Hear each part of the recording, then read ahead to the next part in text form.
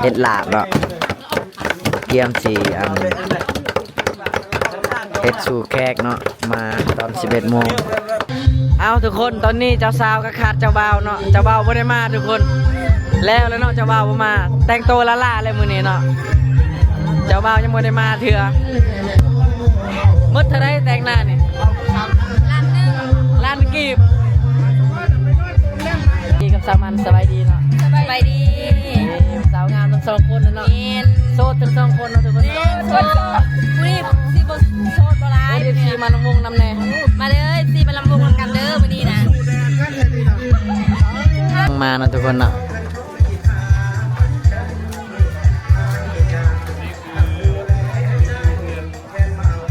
สบายดีทุกคนเนาะสบายดีบรรยากาศยามเช้าเนาะตอนนี้คือ5 โมงเช้าพี่น้อง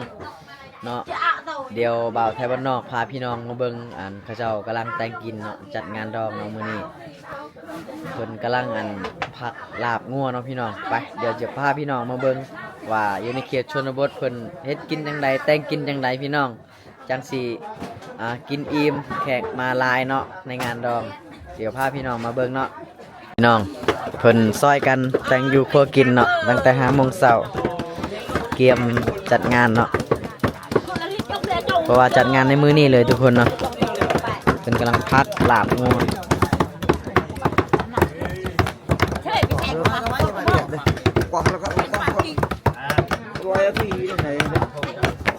ทุกคนอันนี้แม่นเป็นซอยกันเนาะ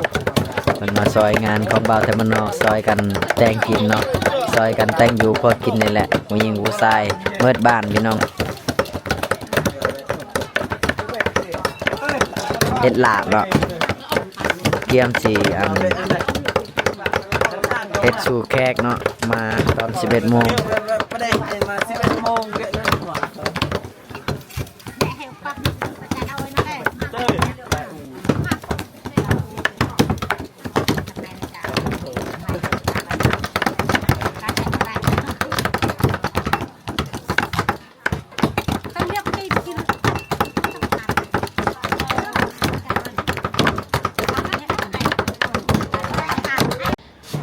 อันนี้ก็ทีมงานเครื่องเสียงเนาะมาแล้วเป็นเครื่องเสียงยอดฮิตเนาะในเมืองเซโปนเนาะบริเวณนี้เขามาฮับไซประจำเนาะทีมงานนี่สมพอเขาเจ้าจังมักเนาะมีแต่คนรอเว้ยผู้สาวเลยจังมักเนาะเครื่องเสียงเพิ่นนี่ต้องได้จองคิวตลอดเนาะทุกคนเนาะถ้าบ่ได้จองคิวนี่ถือว่าบ่ได้เนาะทำงานเลยเนาะบ่าวเนาะแม่นบ่ขาดมือเลยมันบ่แม่นโอ้ทีมงานนี่คักขนาดเนาะเครื่องเสียงมักขนาดเลยเนาะเครื่องเสียงของเบาหนุ่มอย่างว่ามาจากบันดงเนาะเครื่องเสียงเนี่ยแต่ว่าเขตชายแดนเซโปนนี่โอ้ยอดฮิตขนาดเลยมาแล้วเครื่องเสียงมาแล้วพี่น้องนี่บ่มีมองตั้งเนาะทุกคนเนาะเพราะว่าบ่มีเดินเด้ทุกคนเนาะมันบ่มีเดินเนาะเฮือนของบ่าวไทยบ้านนอกบ่มีมองสิตั้งตู้ตั้งเต็นท์เนาะยากแต่ว่าคัดใจน้องสาวบ่ได้เนาะเพิ่นเพราะว่าเพิ่นอยากได้เครื่องเสียงเนาะเพราะว่าบ่าวไทยบ้านนอกก็บอกเพิ่นอยู่ว่ามันบ่มีมองตั้งเพิ่นก็ว่าบ่ได้อยากได้เครื่องเสียงเอ้าก็เลยจัดเนาะตั้งอยู่แถวคลองแถวนี่แหละทุกคนตั้งมั่วเลยมันบ่มีเดินอ่ะบ่ฮู้ว่าสิลำวงอยู่ไสเนาะนี่ทุกคนตอนนี้ก็เก็บเครื่องเก็บของมาเบิดแล้วเนาะที่เฮาจะต้อนรับแขกในมื้อนี้แต่ว่ายังบ่ทันได้ฮอดโมงเข้าเทื่อพี่น้องนี่แหละพี่น้องเอ้ยงานเล็กๆน้อยๆเนาะแต่ว่าเจ้าของงานเบิดหลายทุกคนคือจังบ่าวไทยบ้านนอกเนาะทุกคนเนาะ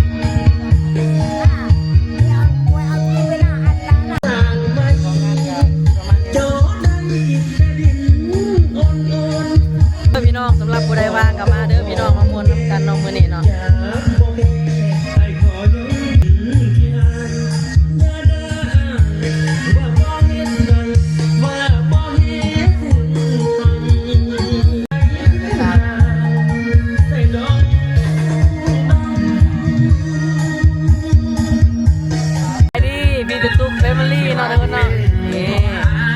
พิ่นได้มีโอกาสมาร่วมงานนำเนาะมื้อนี้เนาะ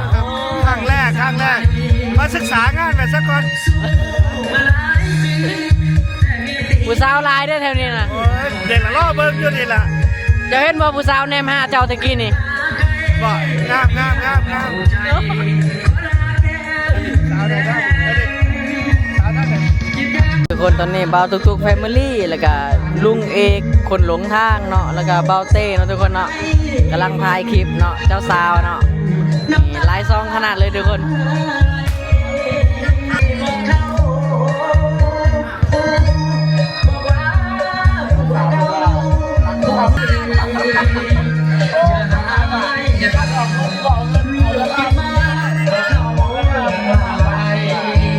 ดีพี่แซบสบายดี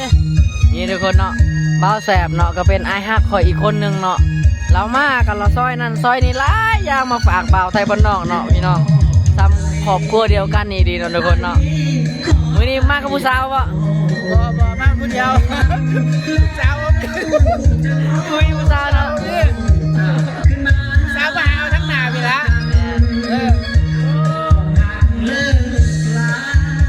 กินข้าวแล้วเนาะวันนี้ ฮะ กินข้าวได้ เลยถ้าของกินของอยากโมเบียงพ่อค่ะขอโทษขออภัยนำเด้อ บ่เป็นหยังบ่หลายคน เอาทุกคนตอนนี้เจ้าสาวก็ขาดเจ้าบ่าวเนาะเจ้าบ่าวบ่ได้มาทุกคนแล้วเนาะเจ้าบ่าวบ่มา แต่งตัวละล่าเลยมื้อนี้เนาะเจ้าบ่าวยังบ่ได้มาเถื่อบูว่าเจ้าบ่าวสิมาจักโมงเนาะบูเลย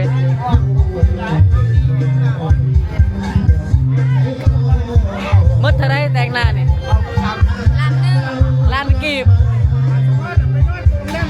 พันบาทกว่าที่หัวหน้านี่เนาะบ่าวเต้เนาะเตตะร้อนทัวร์ทุกคน ตอนนี้ก็คือทางเคยกำลังมานะทุกคนเนาะ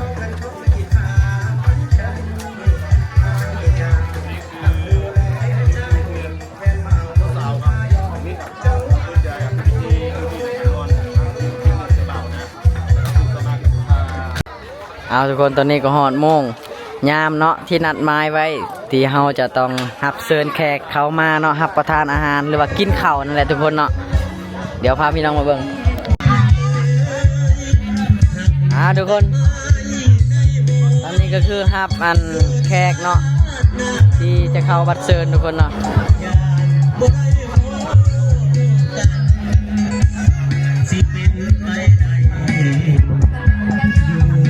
กำลังกินกระแลมเนาะกระแลมคาคอเลยทุกคนเนาะ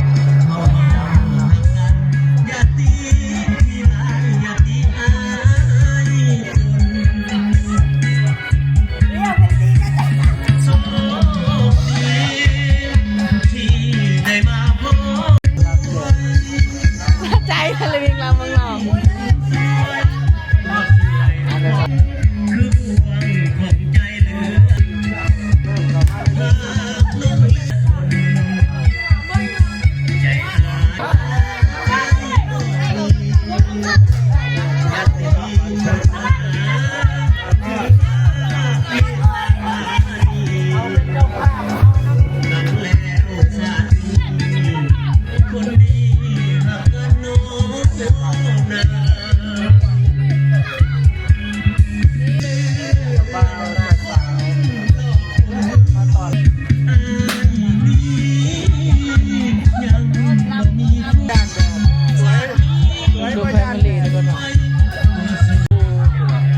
เดี๋ยวค่อยซื้อ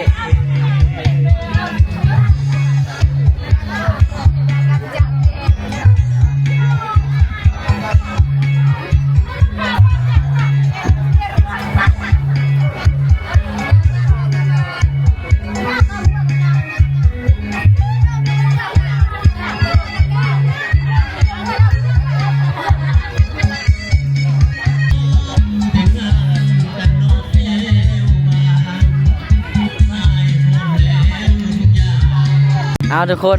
ผู้ที่รับแขกเนาะหรือว่าเฝ้าอันซองบัตรเซิร์นเนาะสาวตีกับสาวมันสบายดีเนาะ สบายดี สาวงามทั้งสองคนเนาะ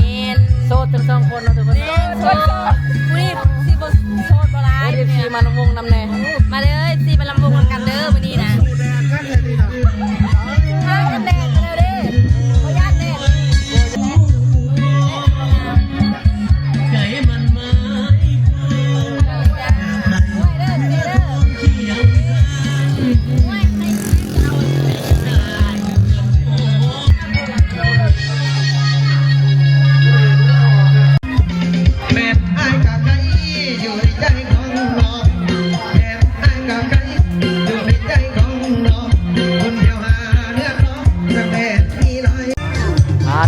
อนนี้กำลังผูกคอต่อแขนเนาะ